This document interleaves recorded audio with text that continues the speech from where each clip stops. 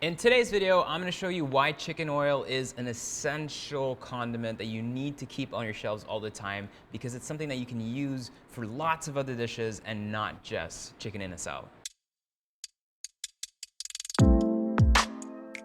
What is chicken oil? Well, essentially it is fat that is rendered out and then these little skins get nice and crispy. So what you get is pure chicken fat. Some people add a little bit of aromatics to it. Some people just add some atsuete seeds just for color. I actually think it's only used for chicken in a sal, which is a really popular grilled chicken recipe that's absolutely delicious, and you use the oil kind of as a basting condiment, but also something you can kind of just drizzle onto your rice or onto your chicken. It holds so much flavor and adds so much depth to any dish that I think we should be using it in multiple ways. When you're frying fish, or when you're making fried rice, or when you're searing some meat, you can really bring that beautiful umami flavor from that chicken that sometimes you would get from chicken powder or from MSG, and you get that in the food already quite naturally because of the rendered chicken fat, which holds so much flavor. So today I'm gonna show you how to make a really basic chicken oil, and from there I'm gonna show you how to use those crispy chicken skins in a sisig type preparation. It's actually really simple to make. Two ways you'll find chicken skins and extra fat. You can trim it off whole chickens, but you won't get that much. You want at least 200 to 300 grams for a nice little bottle. You'll find it in two ways. Sometimes in the market, you'll find kind of like the raw chicken skins, just as if you were to kind of take off those skins and that fat by yourself. And sometimes you'll find blanched chicken skins, which are basically, were just really quickly blanched in some boiling water. We can use both of these for this recipe. I'm actually gonna mix them just so that I have a bit more. We're not gonna wait for our pan to get too hot yet. We're gonna add in our chicken skins and some of that extra fat that we have. Try not to have meat in there. So you really want some nice clean ones just like this. And all those little pieces from the chicken that you don't really use, make sure you really scrape all that, because that is all flavor. Then I'm gonna add in the blanched chicken skins. Like I said, it's not too important. And there are two basically schools of thought here. The first one is you do this as is, you let the fat render out slowly by itself, or you can add a little bit of water. It'll just help kind of cook the chicken a little faster, hasten the process, but I find it also intensifies the flavor. So I don't want to cover it completely, just about halfway there, and then we're gonna wait for all that water to evaporate, and at the same time, all that fat to seep out. But stop when your chicken skins are about to go over the top, because if they get burnt, then your flavor is gonna have a really burnt taste, which is not gonna be really pleasant. So you really want your chicken skins to look like a nice golden fried chicken. To make this extra special and extra Filipino, I'm using some asin tibuok from Bohol. If you haven't seen that video, please watch it. It's a heritage salt that's made in the Philippines that adds so much flavor to any dish. The way you use this, either crack it, make little big pieces, or you can use a grater and kind of grate the salt in. And to anyone in the comments saying salt is salt, guys, trust me, if you try different salts, you'll realize very quickly that different salts have different flavors and different levels of saltiness. So the salt that you use in your dishes is actually quite important to the overall taste of the final dish. Support local, just remember that.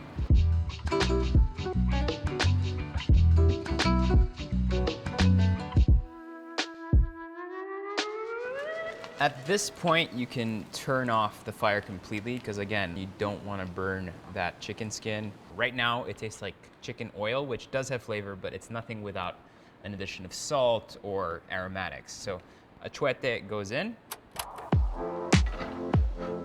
A couple of cloves of garlic and some lemongrass. At this point, we can bring the temperature back up just a little bit, making sure not to overheat the atsuete because we don't want it getting bitter. Some more salt. At this point, I'm just gonna go ahead and taste it. You see the color is nice and red already. You don't want it to be like too overpowering.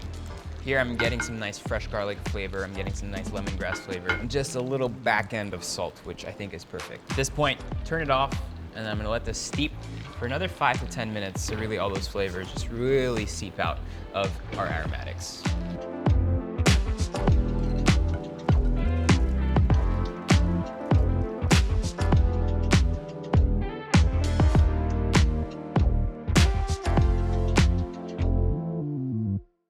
All right, so we have our chicken skin. Look at that. That is beautiful. It's crispy. But what's really cool, it still remains kind of chewy. When you think sisig, you need kind of that chew that you get from the cartilage of the ears of the pig and all that. So I think it's really important to have those different textures happening. Now, I am calling this a sisig because sisig can also be used as a technique and not only a dish name. So if you're thinking pork sisig, then yes, there's a very authentic and traditional way of doing it. When you're thinking chicken sisig, not very traditional already as it is, so might as well have fun with it. So I'm gonna be using some of these beautiful chicken skins, and then I'll be rendering out some extra chicken thighs. Then we're gonna chop that up. It'll take about 5 to 10 minutes to cook down all the way.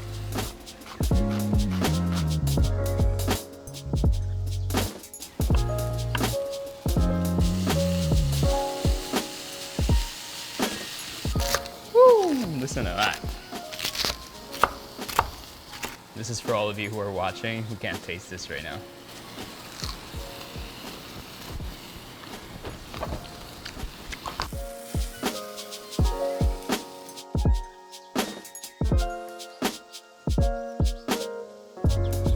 At this point, we're only finishing. We don't really want to cook things further. Everything is as it should be. So all you want to do is heat up a cast iron. This is usually what people will serve, kind of like these sizzling plates.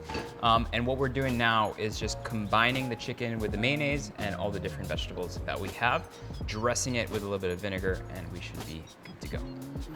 Chicken thighs. This is the controversial part. Pampanga, don't hate me. I love you. I love shooting in Pampanga, but I will be adding some QP mayonnaise to my chicken sisig because it makes sense, all right? I don't want to add some chicken livers. I want to add this because I want that sweetness.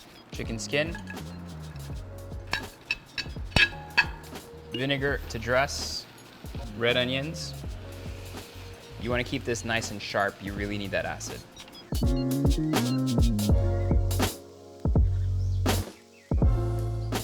Let that pan heat up a bit, and then we're done. Beautiful color that really speaks volume to me. Taste it. If you need some soy sauce, if you need some salt, feel free to adjust it.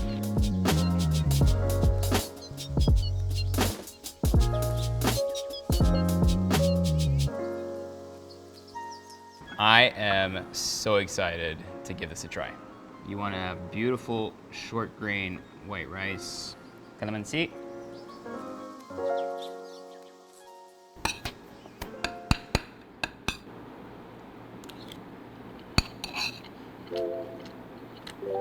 That chicken oil really brings everything together. And it tastes so wrong that it's just like so right. It's so fatty, so much texture happening in your mouth, so much flavor. I would probably add maybe a little bit some soy sauce. It'll bring a different kind of dimension to it. Or I'd add a little bit more salt just to season it a bit more, but already as it is, it tastes really clean and like a flavor bomb. This is so good. This is such an addicting dish. I really hope you guys try it out. This is like a 2-in-1 kind of like recipe. You get chicken oil, then you use what you use to make the chicken oil to make your sisig. So it makes a lot of sense to me. Make this in a party, people will love it. Thanks for watching. See you guys in the next video.